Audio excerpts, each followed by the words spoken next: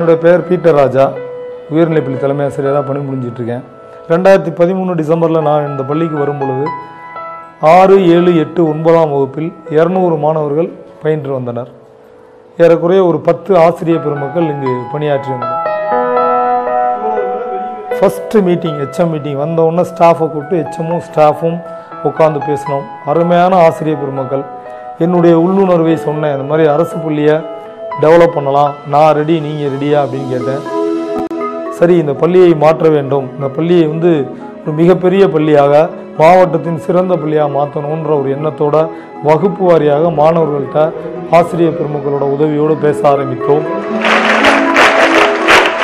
சீருடை மாற்றத்தை முதல் மாற்றமாக அறிமுகப்படுத்தினோம். ஸ்மார்ட் கிளாஸ் வசதி எங்கள் பள்ளியிலுடைய ஏற்படுத்தப்பட்டுள்ளது. கற்பித்தலில் புது யுக்திகளை கையாள வேண்டும் என்பது என்னுடைய ஆசையும் எங்கள் பள்ளியினுடைய ஆசிரியர் பெருமக்களுடைய நோக்கமும் கூட. அதே மாதிரி பார்த்தீங்கன்னா நியூஸ் பேப்பர் படிக்க வைக்கணும் அப்படின்ற நோக்கத்தோட தினமும் 7 நியூஸ் பேப்பர் நாளிதழ்களை டெய்லி காலையில் 8:30 மணிக்கு இந்த நூலக அறைக்கு முன்னால் வைப்போம். மாணவர்கள் வரிசையாக அமர்ந்து 7 நியூஸ் பேப்பரையும் ஒரு 3/4 மணி நேரம் படிப்பாங்க.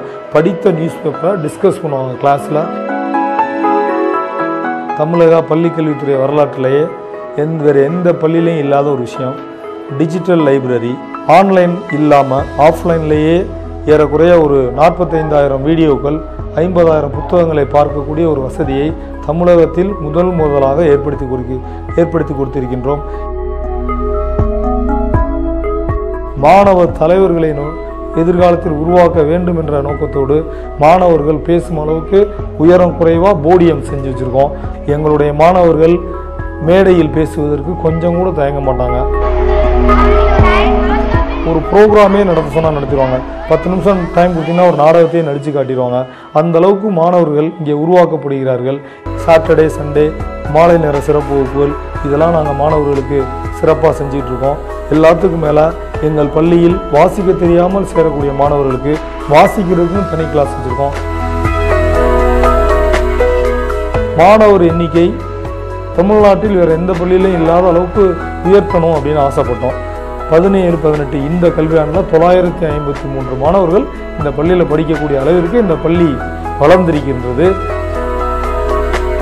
இந்த பள்ளியினுடைய நிகழ்வுகளை ஏன் ஃபேஸ்புக்கில் நம்ம அப்டேட் பண்ணக்கூடாது அப்படின்னு பள்ளியினுடைய நேற்று இரவு வரை நடந்த நிகழ்வுகள் அனைத்தும் தேதி வாரியாக பதிவேற்றம் செய்திருக்கின்றோம்.